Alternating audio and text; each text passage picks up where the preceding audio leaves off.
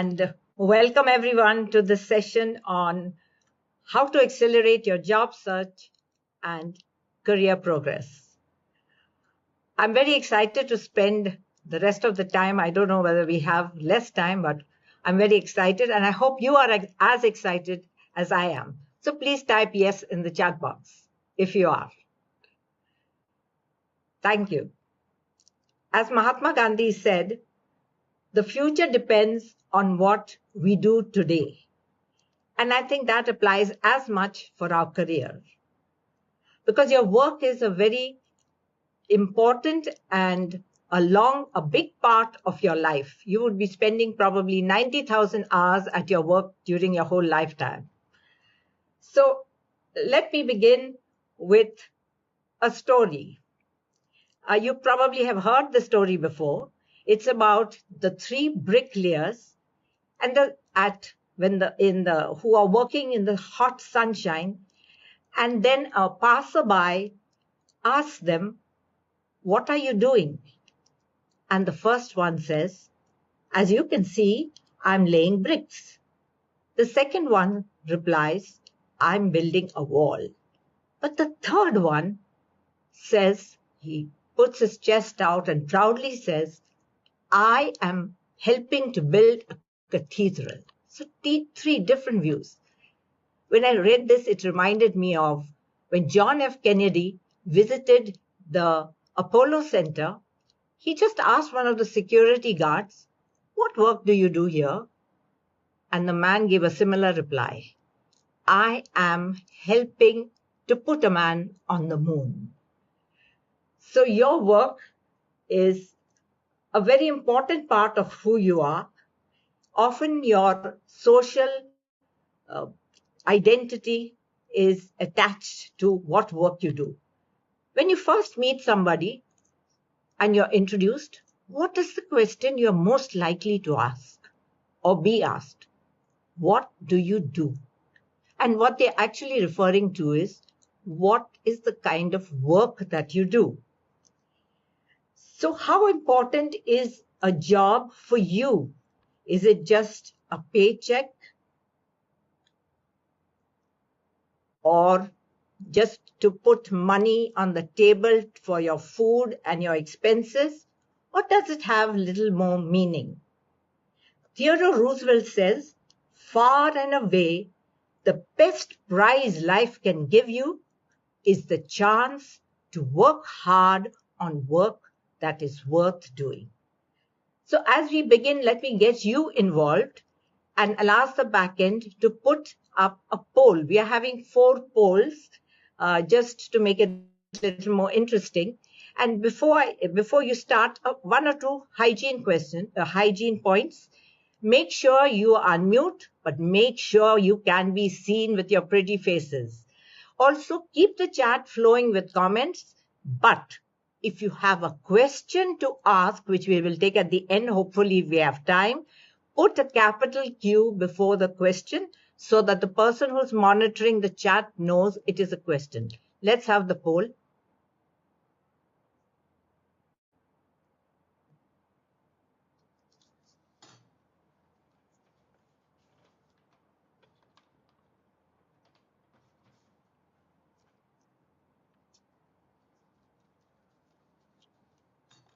Poll is, what does a job mean to you? 1, a paycheck. 2, an opportunity to learn and grow. 3, being understood and valued and respected.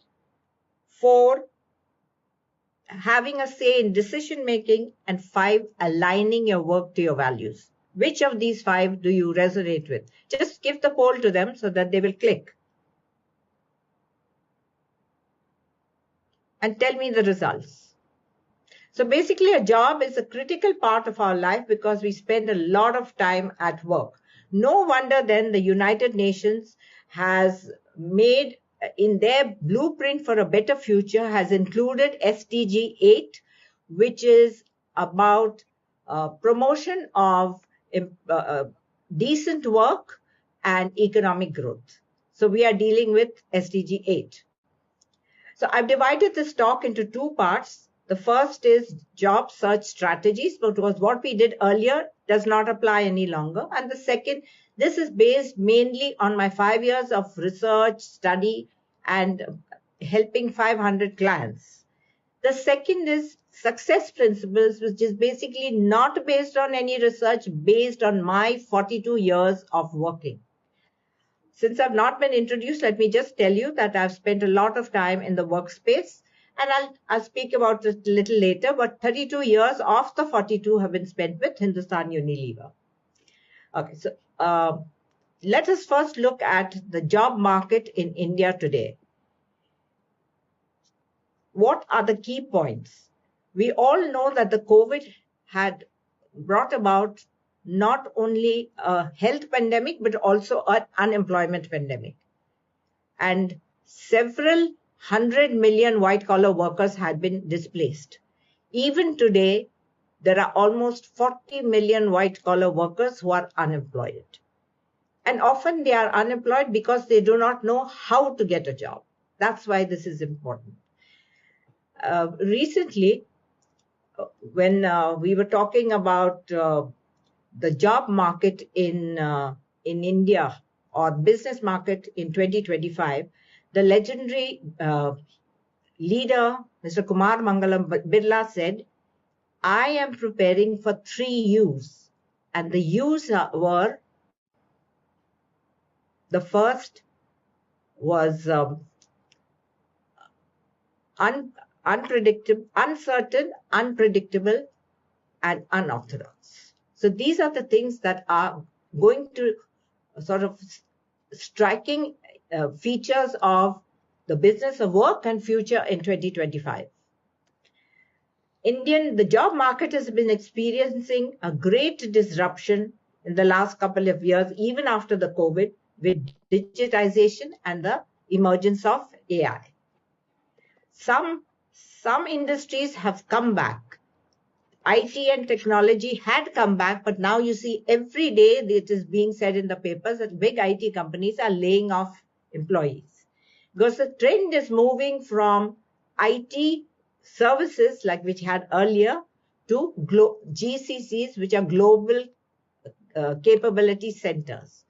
While there are vacancies in IT companies, new GCCs are being set up in India. Amazon did set up one, I think only about a couple of weeks ago. And every week, almost one GCC, a big MNC setting up in India. We have almost 1,900 GCCs today, and they are growing by the day. So these are the areas where there is scope. Other sectors which are also growing, of course, medicine, pharma, travel and tourism has not come back to that extent. Manufacturing and FMCG hiring is also slow. But one big change that has happened is the emergence of what we call the gig economy. So what is this gig economy? The gig economy is part-time and consultancy jobs, projects, not full-time jobs. And more with the number of people looking for jobs being much higher, the talent pool is much higher than the number of vacancies. The gig economy and also remote working is here to stay. There's no way about it. This gives an opportunity, the gig economy gives an opportunity for Indian employees to even take up jobs, overseas jobs, because most of them are remote. So full-time and lifelong jobs are almost dead, my friends. They exist only in one company. Can you guess which? The graveyard. Companies will not tell it to you so openly, but that trend is not coming back in the near future or ever. So even graduates, IIM graduates have passed out. Many of them have received letters even 2 and 3 years ago, appointment letters, offer letters 3 years ago. They have not started a single day of working, not earned 1 rupee. So that is the situation in which we are living. So entrepreneurship will become more and more important. companies are focusing more on skills rather than degrees. Degrees they make sense, but today, even if you don't have a degree and a certification, but you bring to the table something which can solve the problem of the company, they are willing to take you. There was a study done in 2017 which had predicted that by 2022, 10 to 20% of the jobs which are present in 2017 would no longer exist. 65% would require completely new skills, and the remaining will be under threat. Now, that, my friends, is a prediction which has come totally true today. So, the biggest change that has taken place in the last 1.5 to 2 years is what? And anybody else put it in the chat box? The emergence that we thought that AGI will come in 2027, generative intelligence. It's already ready. It's ready to be rolled out even tomorrow. It's going to come in 25 itself. Is there some noise? In the back end, check what this noise is.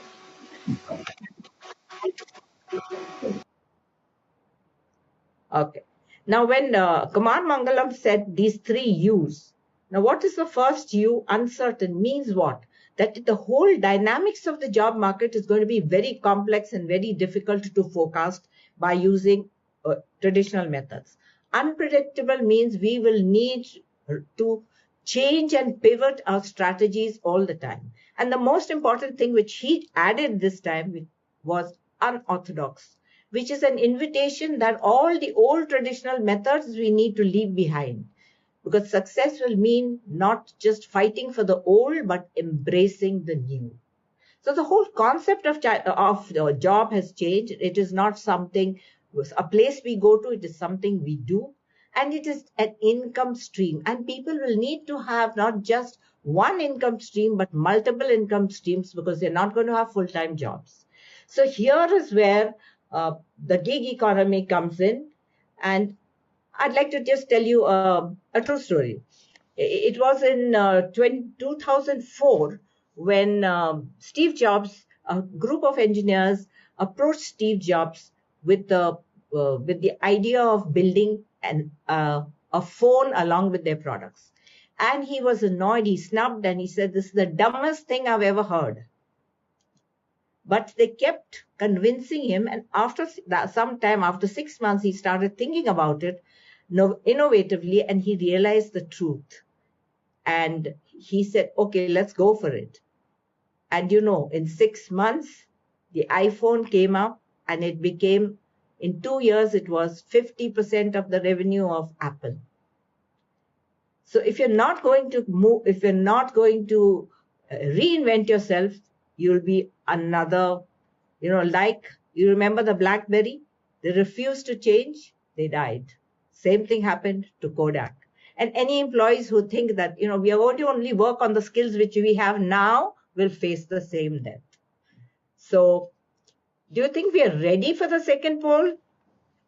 Yash, can you tell me? Only then I will say, put it on.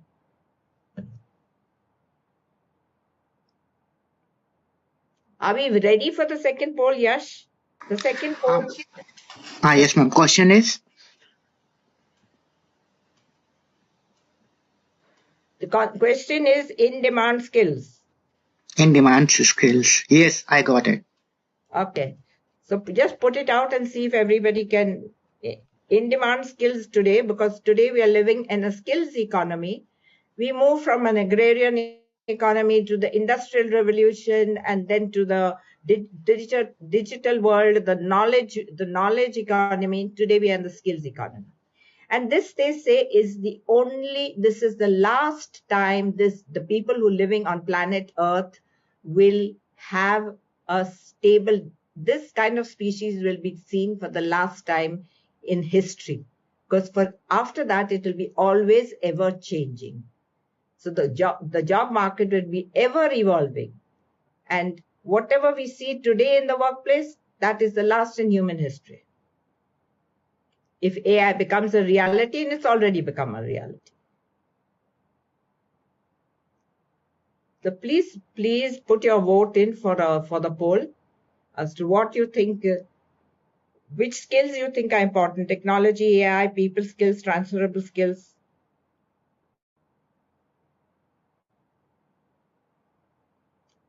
Yash, can you read out the results, please? Or put them on the screen? How many people do we have attending?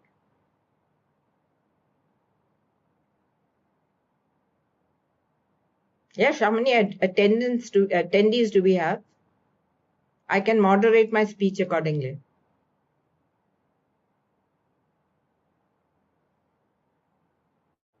Yash, can you hear me? We have around 10 to 50 people. We have around 10 to 15 people who are watching. It can be 10 to 15. It's either 10 or 15. Okay, so it's a very small group. Fine. But we'll go through the whole process because many people would probably, watch the recording because this is sleep time, so you can expect only this many. So what is the result you got? Because we are running out of time.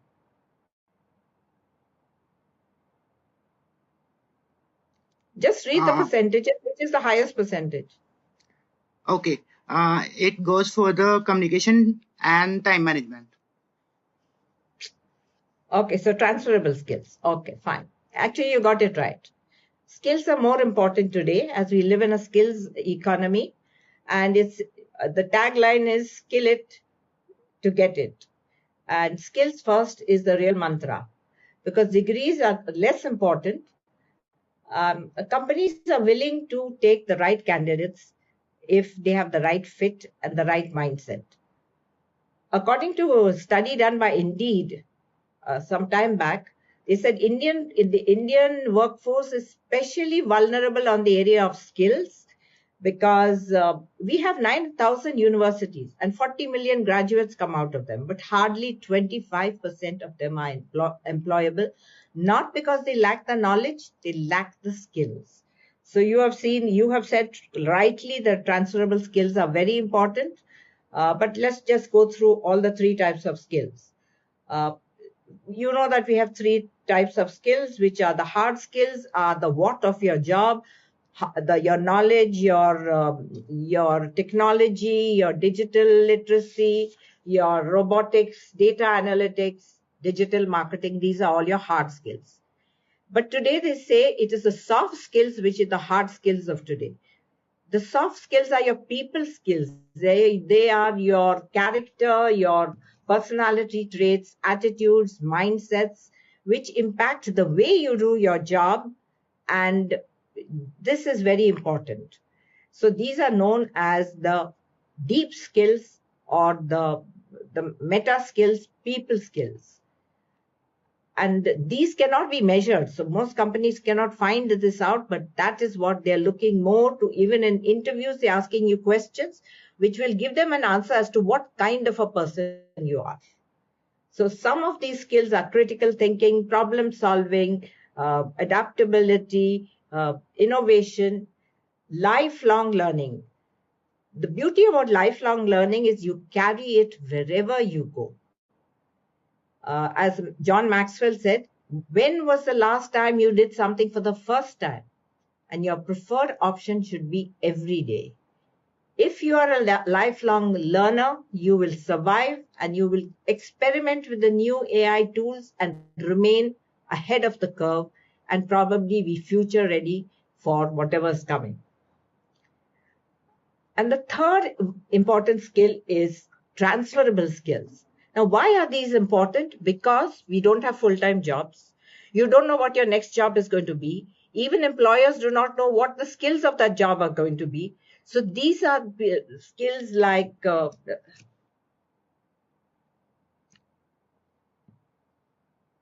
communication,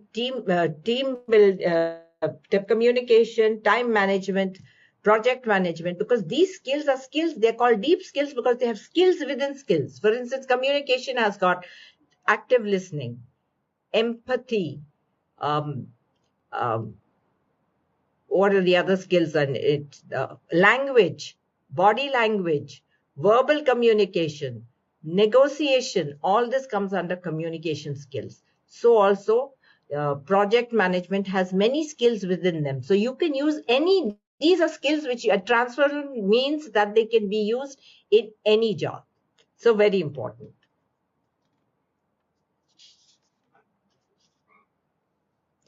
When are these skills most important? When you're transitioning in a job. You may not get the same type of job.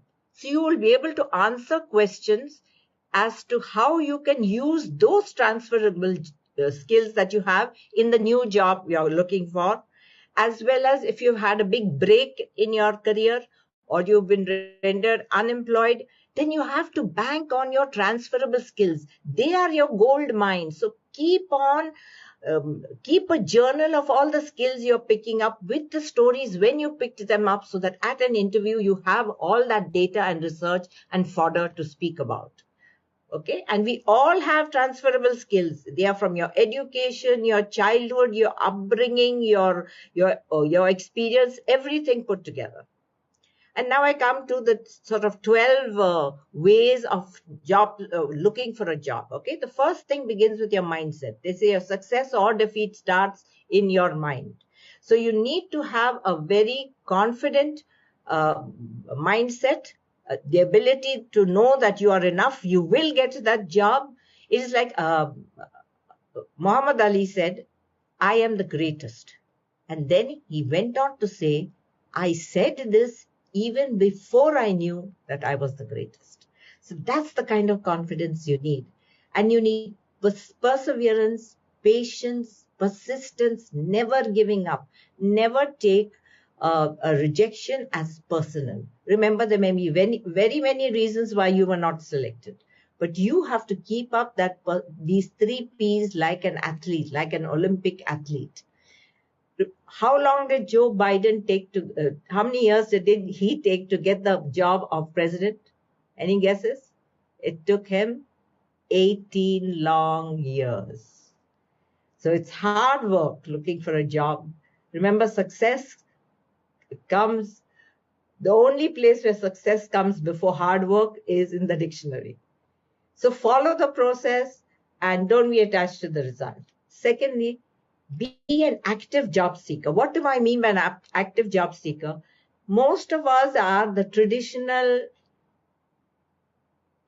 outbound approach, where you just send out applications and wait comfortably for the interview call to arrive. That is like carrying an umbrella in the hope that it will rain. It doesn't work, my friend. Today, job search is less about searching, more about being found, using every strategy in the book so that you become visible to recruiters and employees, companies that need your services.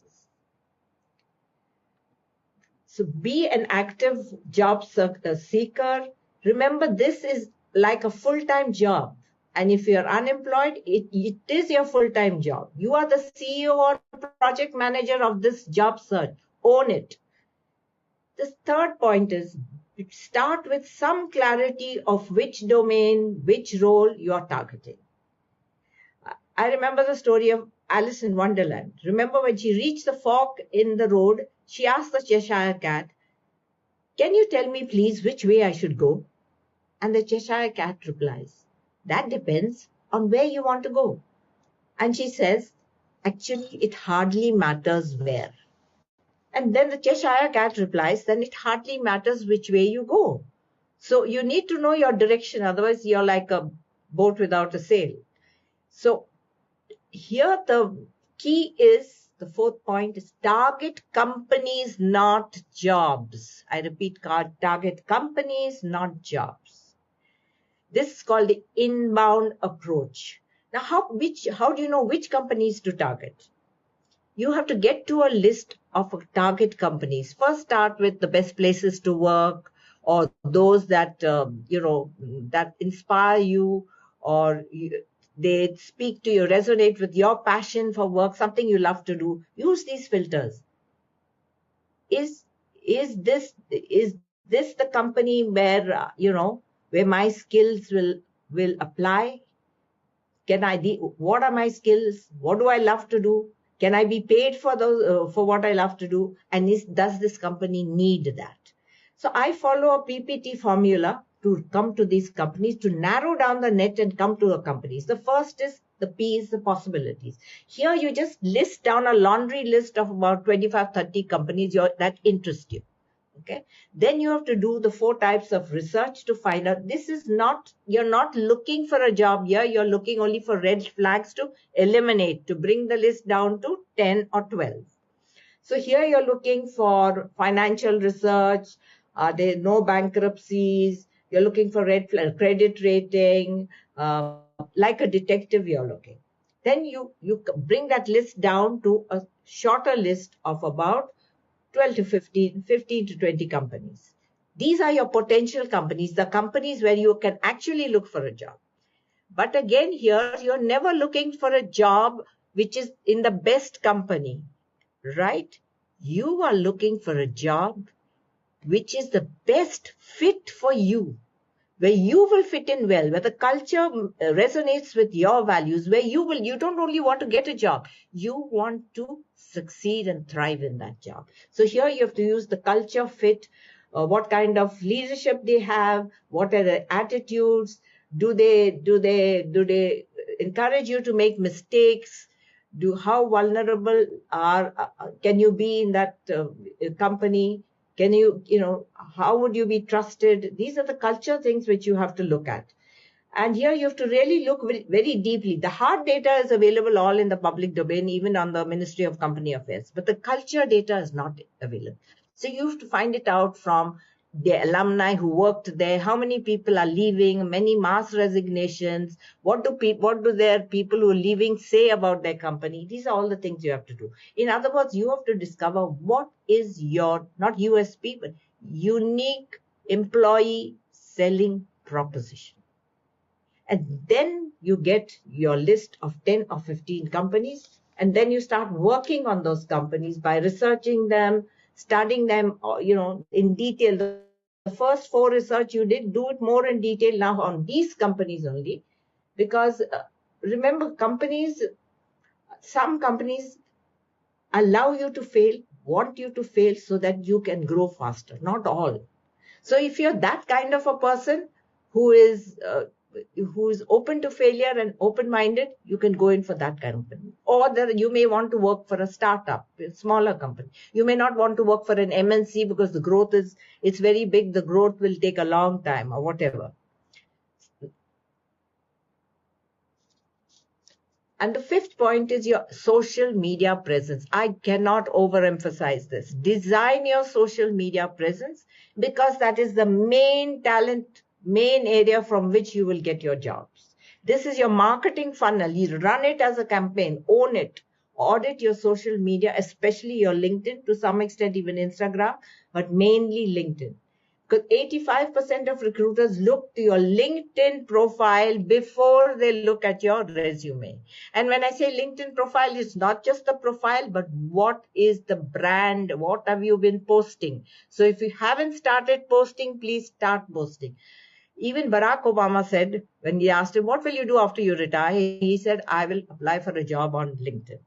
So Forbes, not Brenda, says that if you're not present on LinkedIn as a brand, not just a profile, you are not present in the digital world. You might as well go to Mars and look for a job. So make sure you have a good, important things in your LinkedIn profile, your photograph professional. Banner should never be empty. If you have a photograph and banner empty, then you don't even exist. People think you're a fake. We don't even look at those candidates, even if your resume is very good. Okay?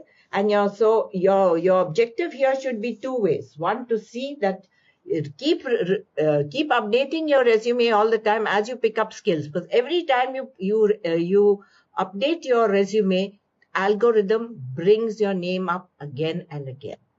Okay? And you have to make sure of a couple of things. That headline is the most important thing. There's 2-3 lines which you write right on top. If I can decide to call you for an interview by looking at that headline, that is the best. Your headline, photograph, and banner. And I should not be able to need to read your resume. That's the key. The more I need to read your resume, the less chance of you being called. Also get endorsements and recommendations from people in your industry, especially you've been working for long, maybe your bosses, your colleagues, your industry people, etc. And use LinkedIn not just to use it as a recruiter. LinkedIn has 93 filters. You can make a virtual recruiter just for Brenda. I can tell the algorithm I want a job in Mumbai in so and so field with these skills which I have. They should match it. Then I want that there should be not more than 5 other applicants over there, and I want it in these 10 companies. You can tell the recruiter algorithm becomes a recruiter for you, and they will send you only those opportunities. Never apply on easy apply. It's very bad apply. If you apply just on job boards, you stand a 3% chance. If you apply on LinkedIn, you get a 7% chance. But if you use all the LinkedIn filters, you have a 40% chance, my friends. Please do it, learn it. I attend a lot of LinkedIn sessions, and I was on a call with Jeff Weiner, who's the CEO of LinkedIn. And somebody asked him, what is the key to success on LinkedIn? And he said, it is authenticity and your consistency. So be authentic, be yourself, showcase your real personality in what you post. Make sure when you found out your skills, choose one niche area in which you're going to look for a job. Like Brenda, if you just look job search on LinkedIn, Brenda's name comes first, because I never post on anything else, only job search and career. It's very boring, yes, but everybody sort of gets to know you. Recently, I did a challenge of 30 videos in 30 days. And I was myself shocked. I have hardly 10,500 followers, but 4,48,000 people saw the video. Not the whole video. They would have seen only 5 seconds, but they read each blog and made almost, I think, 500 comments. So that's the reach. And when I started my page, LinkedIn forced, I was a little lazy, and LinkedIn forced me to start a page about 6 months ago. Believe you me, I have 400 service requests on my page, which I'm overwhelmed. I don't know how to deal with it. So that's what LinkedIn can do for you. It is entirely your engagement. Remember, likes don't matter. Likes and thumbs ups and all that doesn't matter. But if you post a comment, the algorithm takes it like a post. It gives you the benefit points of a post. And sometimes I even research that particular topic to put a comment or put a quote. So people sometimes tell me, they tell me that they come to their posts in order to read my comments. So very often I've heard this. So use all the LinkedIn filters, engage with people. LinkedIn is not meant for a job search. Don't ever try to find a job search straight away on LinkedIn. Use all the filters, create the recruit. But start posting. When people see what you're posting on your niche area, whatever it be, if you're in supply chain or cybersecurity, you're posting on that thing every day, every week. Be consistent. You decide whether you want to do it twice a week, once a week, or whatever. But do it every time, even if it's once a month, every month on the same subject. Okay, that's how you build your brand, and your SSI score will go up, and people will know you on LinkedIn. The sixth point is leverage all your networks. Your network is your net worth. Now, what are your networks? They are cold connects, which are your family, friends, relatives, your warm connects, your alumni association, your people you work with, your ex-colleagues, your ex-bosses, industry associations which you are a part of. Engage with all these people and build that connection up. And remember, networking is not about receiving. Networking is a coin on both sides. The same thing is written, same word, value. Networking is about giving content, about giving and then receiving. So the currency of networking is generosity, not to get. That is the main success principle. Another thing is the seventh point, use recruiters. But remember, there are two types of recruiters. One is a recruiter. Recruiters are a gateway to some opportunities, not all. But the types of recruiters we have retainers. Retainers means they are paid by the company to select you. So they are mostly for higher level jobs. So keep 7 or 8 of those also. But remember that they will not work very hard for you, because whether you are employed or not, they get their money. There are also the contingency recruiters. Now, these guys are small guys. They get money only when you are employed. So they take a lot of trouble for you to get you the job. Okay, so keep 2 or 3 of those also, because these second ones may not be the highest jobs, but they will give you the backside story of the company. They will be able to give you a lot of that. So use some recruiters also. But one thing, remember, if a recruiter is asking for a fee, that's a red flag. Don't deal with that recruiter. Okay. Then the 8th point is review your digital assets, which are your resume, your cover letter, of course, your LinkedIn presence. Customize your resume for each job. Look at the job description, put those keywords into your resume. Most people don't get a job because they do one generic resume and they send it out to everyone who asks for their resume. It doesn't happen like that. You have to customize it. You even customize your cover letter, because in that cover letter, you get a chance to showcase why you want to join this company, not just any company. What is it that attracts you about this company? And that shows your enthusiasm, and you have a better chance of getting an interview call. And finally, the 9th point is that try and uncover the hidden market. If you'll give me a moment, I'll just get a cup of coffee. Just excuse me.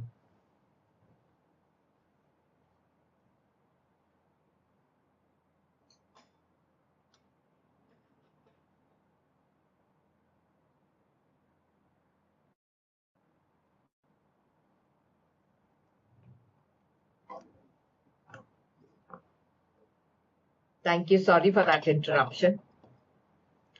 Now, it is said that 50 to 80% of jobs are not posted anywhere. So can you imagine what a gold mine you're missing? So that is why your networking is important. Your referrals are important. Your emails, maybe cold emails, are important, but never write to the decision makers. Make sure your first connects are the hiring, not the hiring manager, but the HR or the more junior people, through which you can get to know what vacancies there are, and don't directly write to the hiring manager or the decision maker. Okay. And use all your professional networks, your alumni association, to uncover, speak to people. And LinkedIn can tell you all these filters. You can go on LinkedIn and say, if you worked on Hindustan Leave, let me know who all of Hindustan Leave are working in these 10 companies which I am looking for. You will get all the people's names. Then you can connect with them by saying that, I was also from the company. You have to give some reason why you're connecting with them. But don't ever start by asking for a job. It's a no-no. They won't even accept your connection. Please be very careful. You can also ask for informational and exploratory interviews. Now, what is the difference? Most people say this, they don't know the difference. Very, very few. Informational interview is not an interview. It means you're only connecting that person with a virtual coffee chat or something to find out of the company, find out how the company is doing, whether they have a long runway, and to find out whether there are any vacancies. An exploratory interview is an actual interview. But the companies, you are asking for a chat, that then means that there is a vacancy, but it's not a formal interview. So an exploratory interview can lead to a formal interview. So don't ignore these things. Exploratory interviews and coffee chats, and most people will give you only an informational interview. But if you get an exploratory interview, you know that there is a job, but this is not the person who's going to interview you. that's great. Because then you can get a referral, or you can say that you know that person. So don't miss out on any of the strategies which I'm mentioning. 11 is, as you are waiting for your new job, keep investing in yourself, keep upgrading your skills, so that if you have been without a job for 6 months, 1 year, 2 years, like these IIM graduates, 3 years without a job, they can show that these are all the courses we did. And don't go in for, very small courses. There, some of them have done in Harvard, but a course of 3 months, 6 months, something like that. And if you want to know which skills you want to pick up, go again on LinkedIn and see this job description under, you look at Glassdoor, Indeed, Naukri, this skill, how many times it appears in various job descriptions. Then you know, this skill I need to pick up. Your employer to give you the training. Is this, everybody's gone off, is it? Yeah. Yash, are you there or you've gone off? Shilpa, if I see nobody there, I think there is nobody. As it is, we have no audience. And if there's no support team, then I don't know whom I'm speaking to. So can I request you to stay there, please? Yeah. So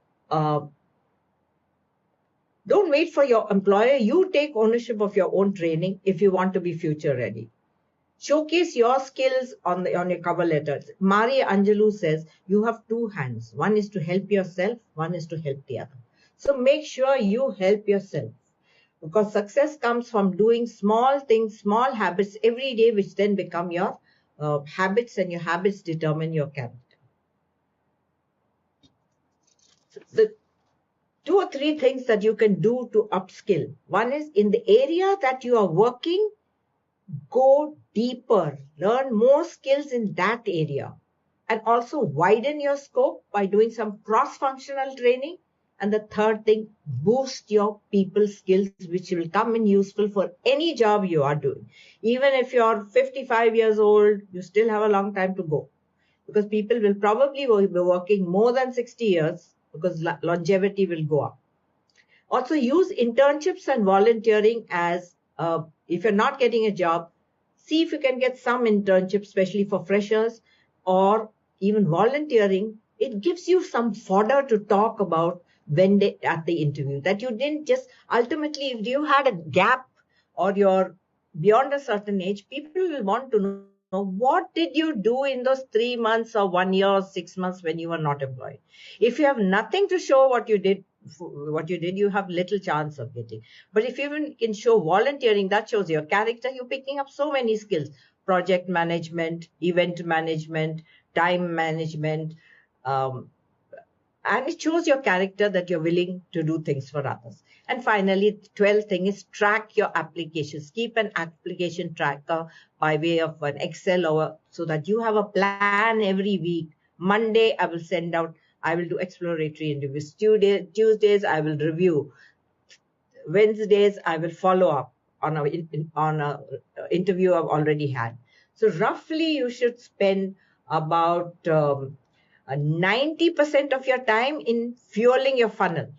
That is the interviews, the posts you put, the interventions you make, the networking, etc. Then 10% follow up, and roughly you will be spending 1 or 2% in actually attending interviews. Okay, so much for for the job search strategies. About career success, just to give you a little background of myself, I've had a very sort of checkered career of 42 years, of which 32 have been with Hindustan Unilever in various functions, and have had a ringside view of the C-suite, and met stalwarts in industry, be it Mr. Ratan Tata, Mr. J.R.D. Tata, Mr. Kiran Mazumdar, 2 prime ministers, etc., Rahul Bajaj. The names go on. And this has given me a view of, how I have succeeded. And I would say the first principle is your professional persona. What is persona? Persona is the way you present yourself to the world, the way you show up consistently, the way you dress, the way you talk, the way you speak, the way you treat other people. It is when you meet people, you see sometimes somebody walks into the room and just lights up the room just with their presence. That is your persona, your character and your values that come out when people just see you in the first 7 seconds. Very important. So work on it, because in these busy lives, we don't have a chance to even look at the person who's standing with us in the same lift. So build on this persona of yours. It is your biggest ally in getting a job. And this is not something contrived or made up, or, it should come from within. That's who you are. People perceive you as a certain type of person. Merriam-Webster describes it as the way you behave, talk, walk, that causes people to see you as a certain type of person. Some of you who have been following me on LinkedIn would have noticed that I give away a lot of content, which is in fact quite uh, premium content, and even it is based on a lot of people get paid for this kind of content, but I give it out free. Why? I know it will feed my coaching business, but more than that, I'm there to serve rather than, it's not just the money, the commercial proposition. So, uh, and this enabled me, I think, because of this was one of the reasons why HUL called me back after retirement to help set up a wholly owned company. They could have called anybody else. Okay, but because of my persona, my ability to deal with people, team working, networking, and also conflict resolution. So I had to set up the whole company from the logo to the setting up of the offices, recruiting the new teams, setting up their HR policies, payment systems, everything. And that was a great experience for me. The second principle I've learned apart from persona is mutual respect for everybody. And here I'm going to tell you a story of JRD Tata. It was about 12:30 in the afternoon in 1972, and I was waiting at the lobby of Air India building to go up to the third floor for my lunch. And I was first in the queue, but the attendant was just signing to me to wait. I was getting a little bit annoyed because it was already lunchtime. I was wondering what's wrong until I heard a loud voice from the back. Let the lady go. I turned back, and to my utter astonishment, it was the iconic Mr. J.R.D. Tata standing a few paces behind me. Now, the attendant wanted to give the VIP the first chance to enter, but Mr. Tata was too much of a gentleman to allow for this show of preference. And this one incident, my friends, impacted me for my whole life. Every morning when I entered HUL, I used to say, greet the watchman as if he is the chairman and you're good to go.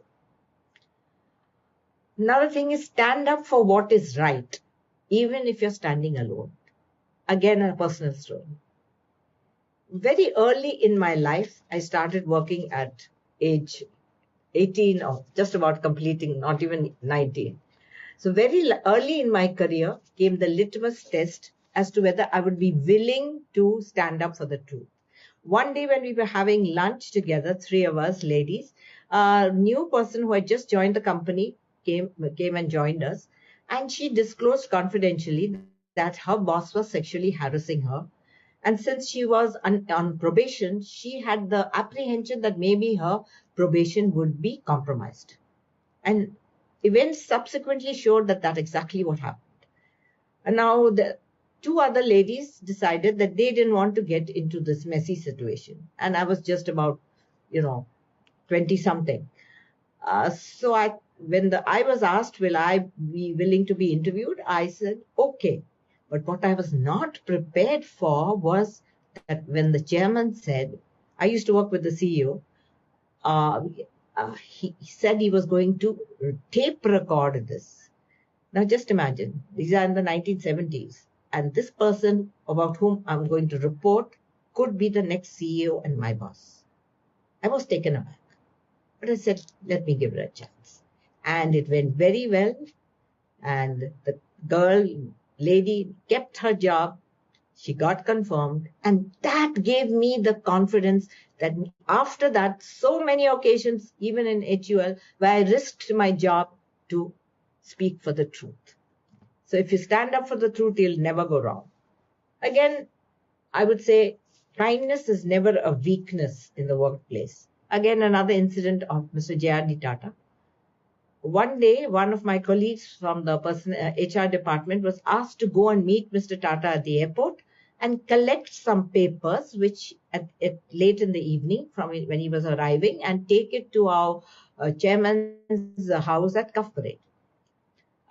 He went there, and Mr. Tata, of course, asked him, he gave him the papers and he asked him, do you have transport, Bala? So Bala said, no, I don't have transport. And he just spontaneously offered him lift in the car. So this man was taken aback to sit in Mr. Tata's Mercedes. And as he was talking on the way, Mr. Tata asked him, by the way, where do you live? And it was about 7:30 in the evening. And he said, I live in the way out in the eastern suburbs. And Mr. Tata said, and you have come all the way to take these papers, very important, of course.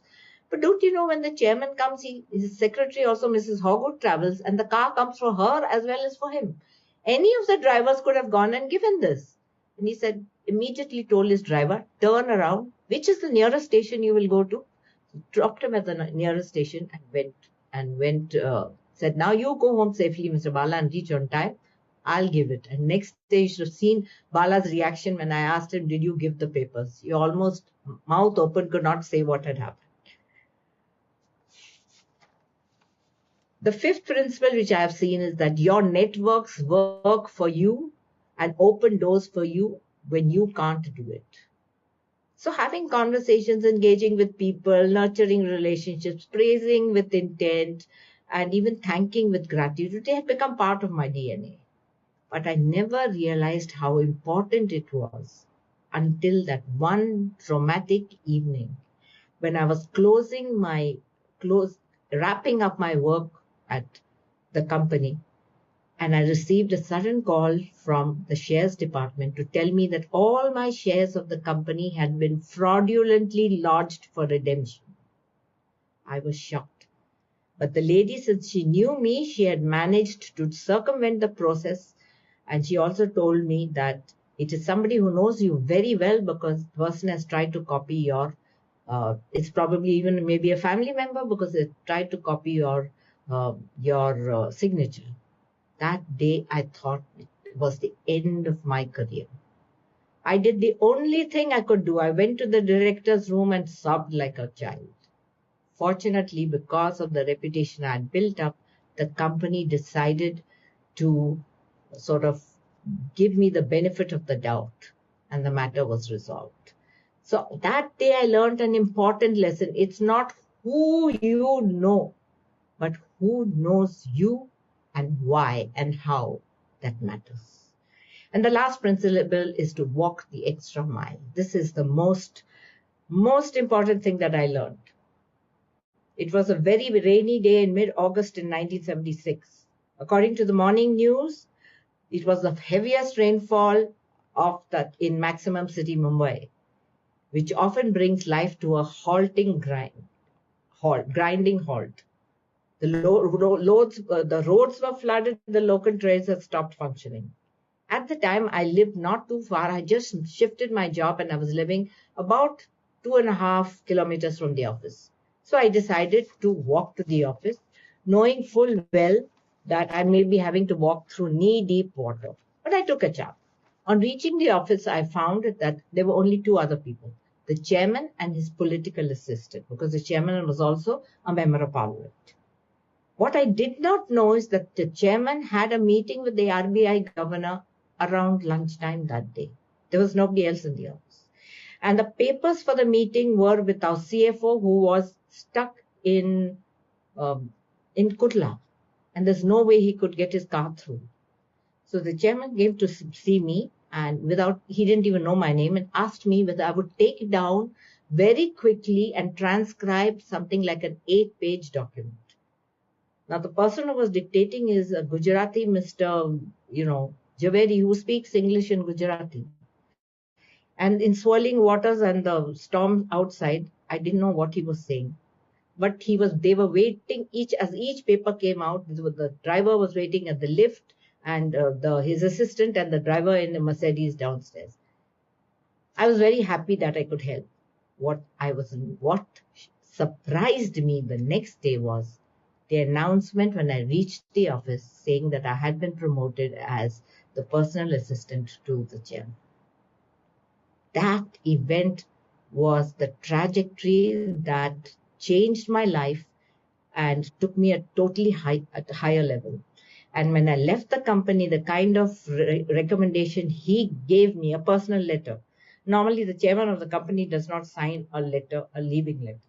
But he did that, and in such words that was the talisman which I carried with me all through my career. If ever I had a doubt, I had to just refer to that recommendation letter of his, and I knew I could do it. I knew what my potential was.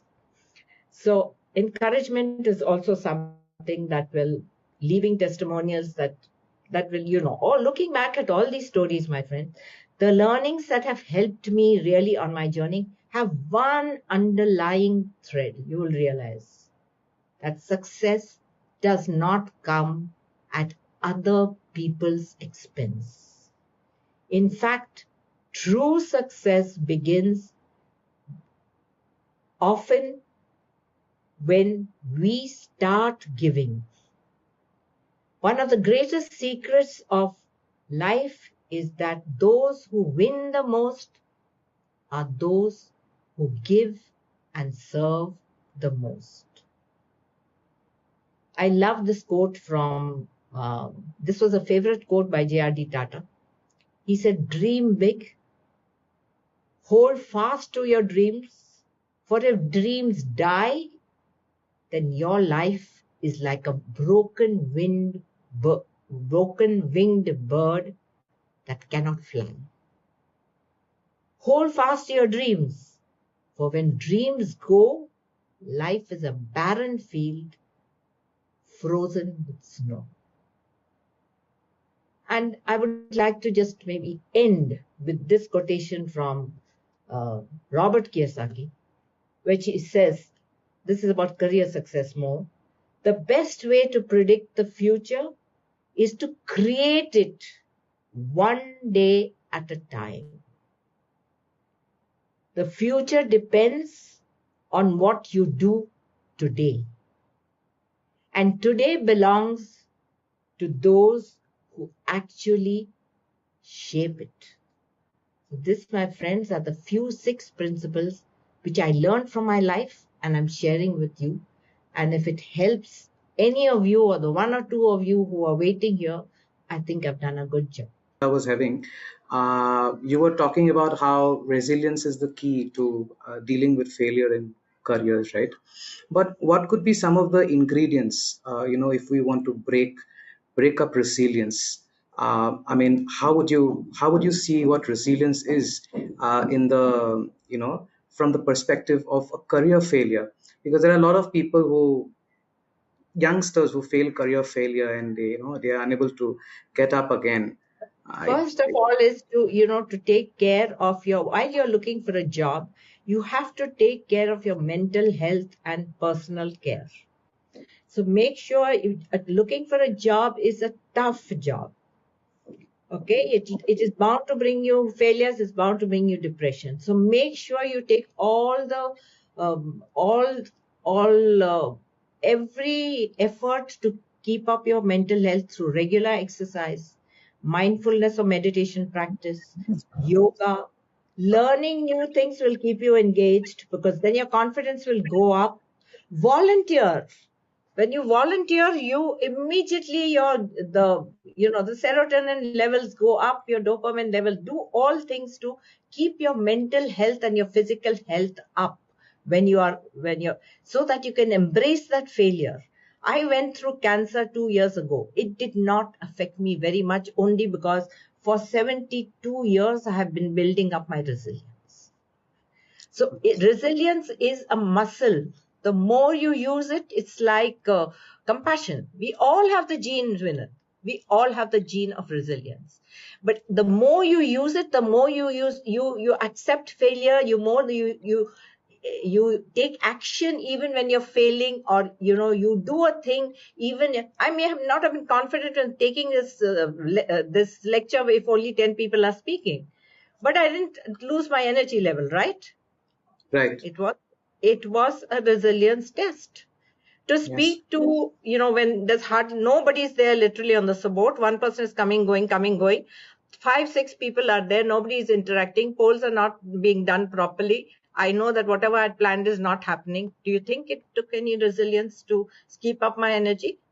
Definitely. It's resilience. Exactly. Yes. You have a perfect example right now. Why was I able to Right. do it? Because I faced challenges before. The more you face failure, the more you will become stronger, the more your resiliency will grow, the more you will be positive. You will always look at not what you have not got. So I was not looking that there is no support. I was not looking that there is no big audience. I was looking at only those 8 or 10 people, maybe one or two of them may be touched or resonate with what I'm saying. So I'm speaking as if I'm speaking to 100 people, knowing full well that there may be only 2 or 3. Right, Brenda. I think it completely resonates with those who want to get the message right. And I just like you've talked about personal resilience. So personal resilience is what one something that one could build. But there are a lot of I mean, it may not be possible for everyone to build that level of personal resilience. Uh, Considering there are so many social gradients, and social deprivations. So the uh, immediate environment, surrounding environment was also probably necessary to enable, so that the resilience that has been developed inside can flourish and conjoin with the support available in the outside. So so in this regard, what kind of support systems would you suggest for someone who's dealing with a career failure or a life failure? One is be part of a group, because personal development and career development go together. So be in network groups that support you. Be with people who are positive. Be with people, join organizations. There are many global clubs which are only for where every week, once a week they meet. I am part of 3 such clubs, one in the US, one in UK, one in Brussels, and there are many in India groups where people who are unemployed meet and they share their experiences. When you hear other people's stories, you are able to contribute. You may get some ideas of things to do which others may not know. These are all ways in which you build and everything you do for your personal development, your personal care, your health care, your mental health builds up your emotional resilience also. They are not two. Personal development and career development are intertwined.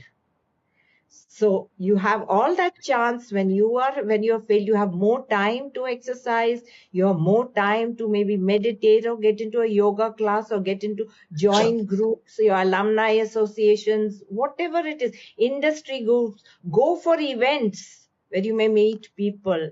Industry associations. There are so many free events that take place every day. Just register. There's so much free learning on LinkedIn. Even if you're not a premium member, join that learning. Become part of a group, because a career, it takes a village today to build a career. A village of mentors, of coaches, of colleagues, of people who are supporting and cheering for you. Right, Brenda. This is very interesting. I mean, that you've so clearly explained about the immediate enabling environment that one requires to. You very rightly said that we need a village to actually come up with to deal with such failures. Also, just to take a step forward to that, what do you think should be the role of governments and policymakers in this regard to actually, because India, we are at the stage of demographic transition. The demographic, everyone is talking about youth and demographic dividend, and how do we actually, you know, reap the best out of our demographic dividend, because we have the highest number of young population right now. And how do we actually have policies? What kind of policies could actually help youth who are dealing with career failures, life failures? I think government is already doing some skilling initiatives and all, which Mr. Modi has sort of launched recently, only in the last 10 days or a little more. But all that will not help unless you take the initiative. And remember, this is a golden period for youth. Why? Because our average age is 27. Is our demographic dividend going to last till 2030 as we were thinking? No. No. It is not even going to last till 2027 because AI is going to crash the demographic dividend which we have. So you have only, to the youth, I will say you have 2 or 3 years to make the maximum out of it. Beyond that, it will be, because once AI starts taking jobs, it will be more difficult for 60% jobs may go, 40% new jobs may come. But they will be for the people who are already experimenting with low levels of AI, who are comfortable with and experimenting with higher levels. So you are on the learning curve. So Right. this is the key period of next 2 or 3 years. If you don't leverage on these 3 or 4 years, my young friends, you've lost out an opportunity. This demographic dividend is going to be crashed in very soon. It's not going to be another 10 years or whatever we thought, not even 2030. I would say not even, because, yeah. So that would be my advice. I cannot advise the government. That's very interesting. But then again, I mean, building up on what you said, you were speaking about AI and how AI is going to take the jobs, and the youth are going to find it very challenging, with the increasing use of AI to cope. So my question here is, AI, as we understand, is actually it really can't do anything on its own, but it acts as a second brain. So there still needs to be an individual who's going to sort of make the AI work the way it wants, right? So I think, No, my friend. Are you isn't finished? And then I will answer. yeah. So what my question is, isn't it like shouldn't it be seen as a second brain instead of as a replacement? So it's not. Not at all. If you're reading AI 2 hours a day as I do, that's not the truth at all. AI has already incorporated emotional intelligence, decision making, problem solving, innovation. Everything has been. You can only get in higher levels of AI where you will use it to protect yourself for cybersecurity. AI has already, have you seen the video of Sashi Tharoor cloned as Sashi Tharoor? It took them 3 years. Sashi Tharoor could not tell the difference between himself and that clone. So everything is created, everything. Today we have AI, which you can say, I want idli tomorrow morning. That's all. So all the masalas are there in your machine. The AI will pick up the correct ingredients, make the idli, bring it out, take the machine back again, and even wash the dishes. So if you just go to AI and say, tell me what do you know about Dhritimand? They'll tell you everything. I was shocked when I first reverse AI'd myself. The last sentence was, she lives a life of significance. And I was shocked. I said, from where did this get sentence? And then I remembered in 2019, when I took part in the super speaker session, the first round that came up, my first video, last sentence was, she lives a life of significance. So even if I'm speaking to you today, AI is picking it up and putting it into Brenda Mendes. Right. Because I experiment with, because I do at least 6 or 7 interventions on AI every single day. Wow. But Brenda, do you agree that someone would in the back end use the AI to actually get it? So basically, it's ultimately a human brain, but not exactly AI autonomously We are functioning. careful. No, there'll be a lot of fakes and all that. Why do you think the father of AI, what's his name, has resigned from Microsoft and said about a month ago and said, I'm very sad that I came out with this. I never Is it expected it Mr. would go to this. Altman? What's his name? Is it Sam Altman? Sorry? Sam Altman? Is it him or No, no? Sam Altman is not the He's an father of opener. AI, Oh, for he's not heaven's sake. fired. Of course. No, he's called the father. He's yesterday I checked his name again. If you look, you'll get it immediately. He wrote a big thing on why, he's been on. Sam Altman came recently to India. He Recent. was, Yes. he came. And also, who came? Yuval Noah Harari to promote his latest book, Nexus. He's the author of the best known philosopher of this century. He says if AI continues like this up to the level 10, human beings as humans will not exist.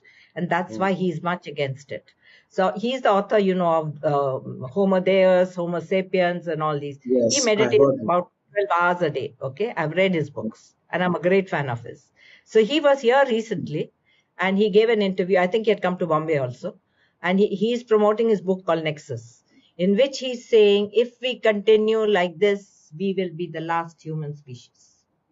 Oh, Because very there's interesting. nothing that AI cannot do which humans can do.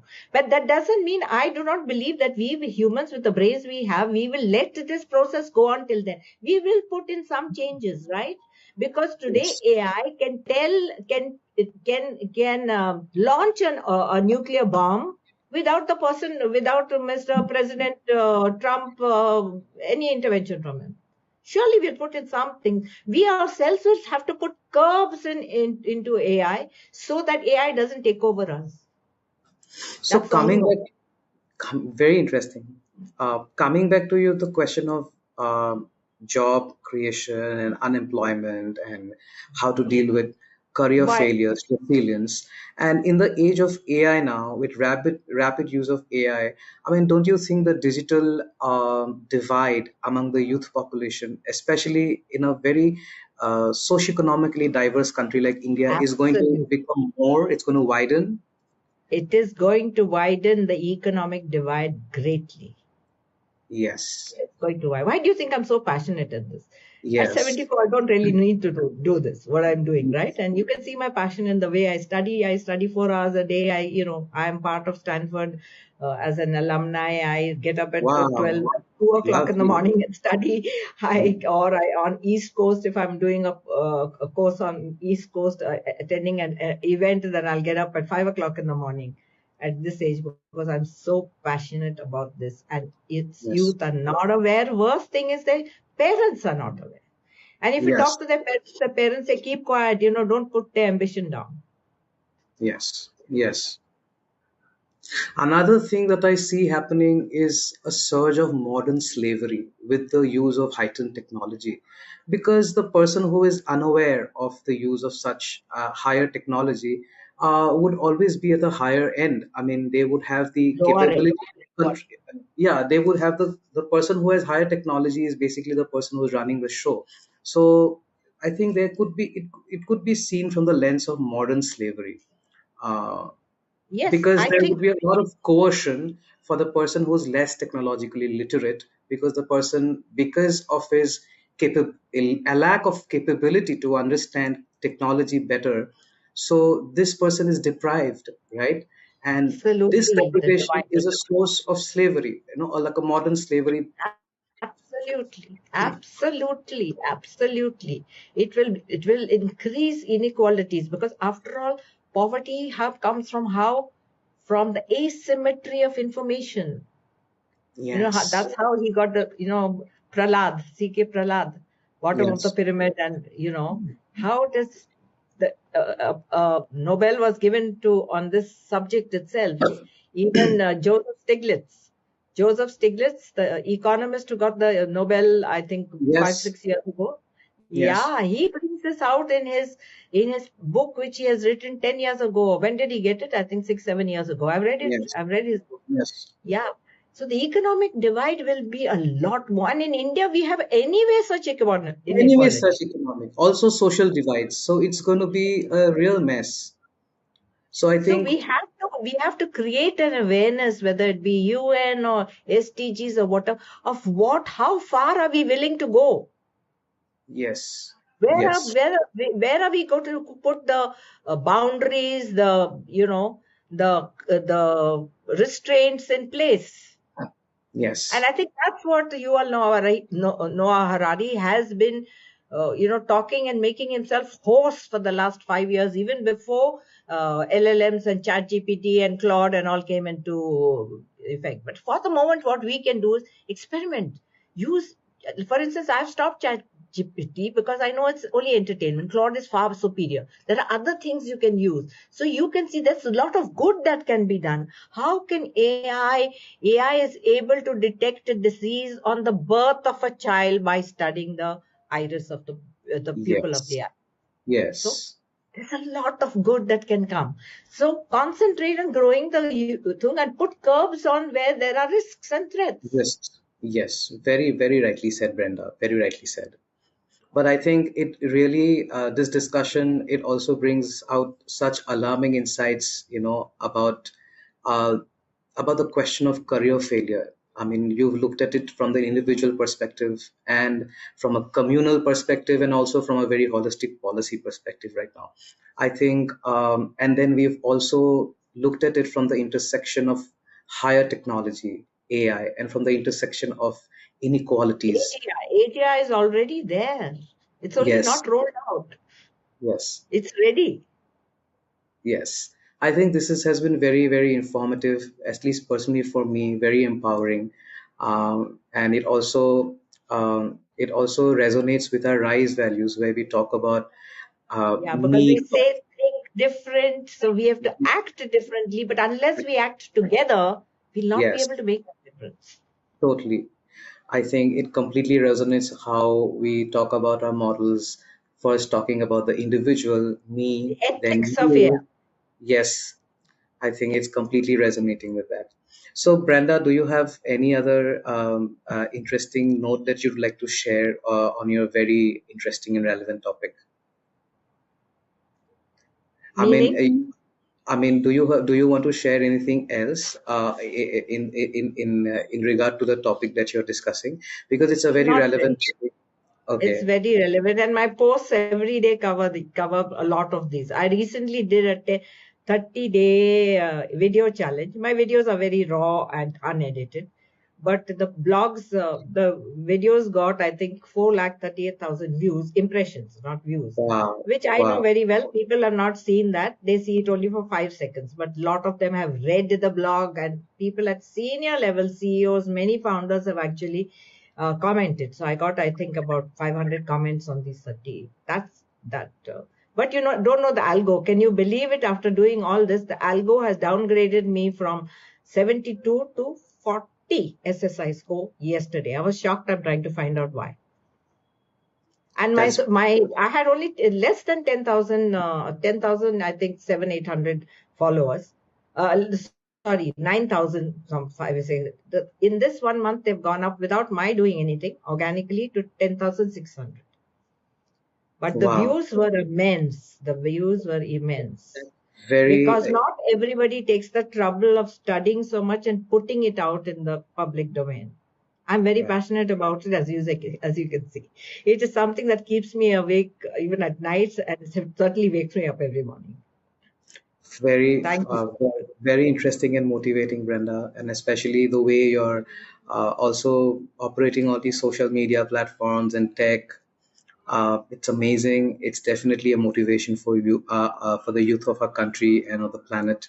To I say if I can do it, they can do it. No, Yeah, if that's at the this whole. age, and I'm not a very tech friendly person, huh? Till in HUL, I wasn't, because you need something. You just call the IT department. Even the person is at Churchgate, they'll come back and do it for you because the chairman wants it done. Yeah. Here, I live alone and I have to find out everything by myself. It's been a great learning experience. Yes. Thank you so much, Brenda. Had a lovely time in Thank your you, session. Thank you, thank you, thank you, thank you.